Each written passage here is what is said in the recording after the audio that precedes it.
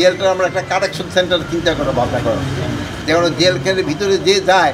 ধরেন অনেকের 15-20 বছর জেল হয়, এই জেল হওয়ার পরে তাদের ধরেন যে ফ্যামিলিগুলি কিন্তু খুব কষ্টে থাকে। এখন যদি জেলের ভিতরে তার একটা কাজকর্ম শেখানো যায়, ওখান থেকে সে কিন্তু আয়ও করতে পারে, ওই আয়টা কিন্তু সে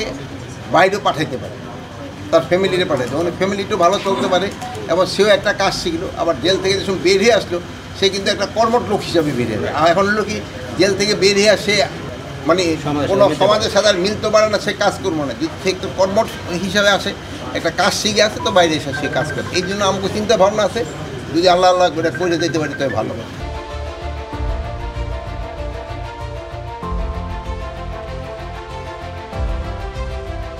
এই জন্য জনবল কম নেই, আমরা এই থানার প্রতিদ্বন্দ্ব হয়েছে,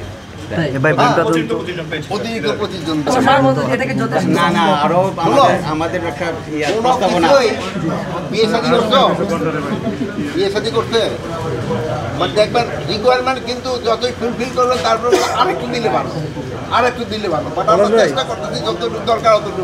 সেবামূলক প্রতিষ্ঠানগুলোতে সবগুলোতে সত্যি কথা, কি দেখছেন এইটার ক্ষেত্রে এই জন্যই বলতেছি যে ভাড়ার বাসায় থাকলে, ভাড়াটিয়ার বাসা তো